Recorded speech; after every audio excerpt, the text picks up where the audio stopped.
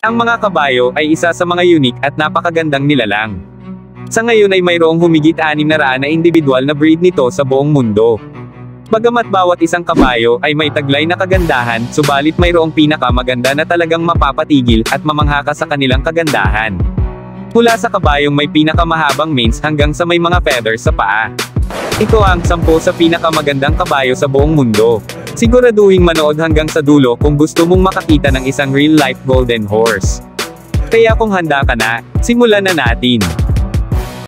Number 10. Frisian Horse. Ang Frisian ay native ng bansang Netherlands. Sila ay madaling makilala dahil sa kanilang pagkakilanlan na kulay itim na may makakapal at mahahabang buhok. Subalit hindi lang sa pagandahan kilala ang breed na ito dahil ang Frisian ay malalakas din. Sa katunayan sila ay ang ginawang tagahila ng karwahe ng mga hari at tagabuhat ng lahat nilang kagamitan noong medieval times. Sila rin ay mayroong malaking ambag sa larangan ng agrikultura sa rehiyon nila. Dahil sila ay ang ginawang carriage horses noong 20th century. Ang breed na ito ay malapit na sanang ma-extinct o mawala sa mundo dahil literal na 3 Frisian breed na lang ang natirang buhay sa lahi nila. Subalit ito ay muling napaparami pagkatapos ng World War II. Kaya sa ngayon ay may mahigit ilang libo na ng kanilang populasyon na makikita sa iba't ibang bansa. Number 9. Marwari Horse. Ang Marwari Horse ay native sa Punjab. Ito ay nasa gitna ng India at Pakistan. Ang Marwari ay may mahaba at manipis na mga paa, subalit ito ay malalakas. Pero ang pinakakakaibang katangian ng breed na ito ay ang kanilang tenga na pa-curve ang hugis. Kaya dahil dito, malakas din ang sense of hearing nila. Ang breed na ito ay kalimitang ginagamit ng mga royal families ng bansang India. Sila ay inaalagaan at itinuturing na kabilang ng kanilang pamilya. Sa katunayan, sila ay sinusuotan ng damit sa tuwing sila ay nilalabas.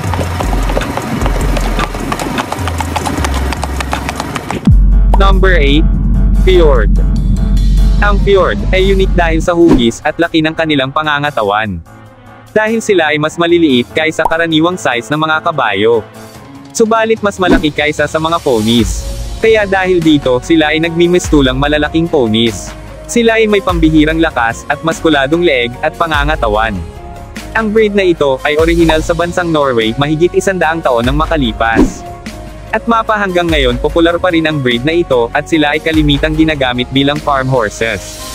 Madali rin matrain ang breed na ito dahil sila ay matalino.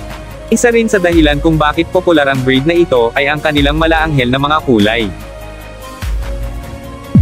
Number 7. Oldenburg. Ang kabayong ito ay unang na-breed noong 17th century sa bansang Germany at naging popular hanggang sa kasalukuyan. Ang pinaka-unique na katangian ng breed na ito ay ang kanilang demeanor. Dahil dito, sila ay tinaguri ang the most well-behaved horses ever existed. Sila din ay may hindi kapani-paniwala at nakaktuwang personalidad. Sila ay nagsusumikap para mapasaya nila ang kanilang mga owner. Sila ay kabilang sa mga high jumper na breed ng mga kabayo na may malalaki, malalakas at matitibay na mga buto, at matataas na stamina. Dahil dito, ay kayang-kaya nilang mag-jump ng hanggang sa 4 na oras na hindi nagpapahinga. Good girl! Come on then! Number 6. Spanish Norman. Kalimitan sa mga kabayo ay binibreed para gagamitin magtrabaho sa farm o gagamitin bilang transportasyon. Subalit itong Spanish Norman ay may kakaibang silbi dahil sila ay dinisenyo na breed para sa sports. Sobrang husay ng breed na ito pagdating sa mga sports. Sila ay maliliksi, matitibay, at masisigla, kaya kahit anong uri ng sports ay kayang-kaya nila na may kahanga-hangang tindig at forma. Number 5. The Comtois. Kapag sinabing malalakas at eleganteng breed ng mga kabayo, isa sa unang papasok sa isipan ay ang The Comtois. Ang malalaki nilang mga buto at maskuladong pangangatawan ay siyang tumutulong sa kanila para magmukhang hindi kapani-paniwala habang sila ay nagtatrabaho. Isa ang breed na ito sa pinakamatagal ng breed ng mga kabayo. Sa katunayan, una itong na-breed sa bansang Pransya noon pang 4th century. Sila ay ginagamit sa pagkakarga ng mga mabibigat na bagay na gamit ng iba't ibang unit ng militar. Sa kasalukuyan, sila ay ginagamit pa rin para sa pagbubuhat ng mabibigat na bagay sa agrikultura. You're so loud! Number 4. The Shire.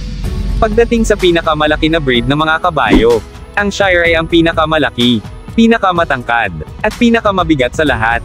Ang isa sa pinaka-unique na katangian na meron ng breed na ito, ay ang balahibo sa kanilang mga paa. At ito ay ang tinatawag na feathers. Ito ay nakapalibot sa kanilang mga paa na hindi karaniwang na makikita sa ibang breed ng mga kabayo.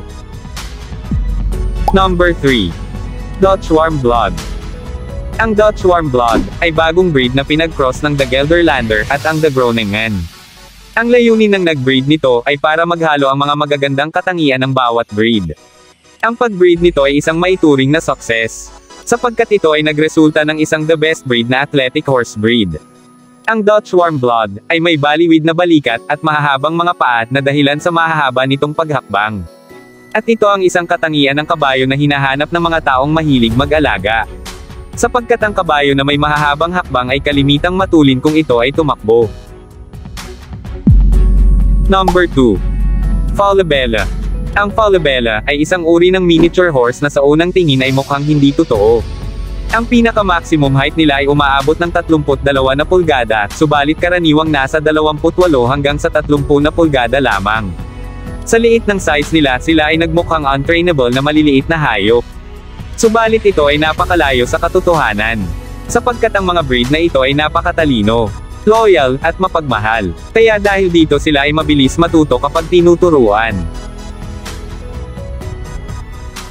Number 1. Akhalteki.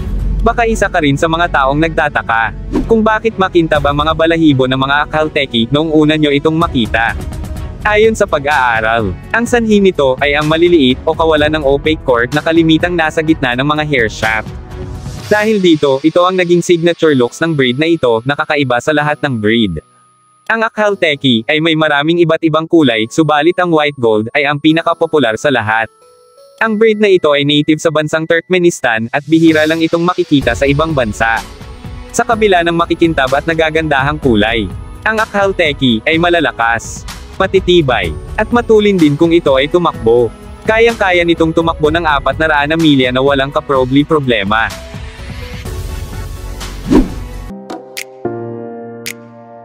Alin sa mga ito ang pinaka-nagustuhan mo? Please paki-comment na lang sa baba. At huwag kalimutang i-like at i-share ang video na ito.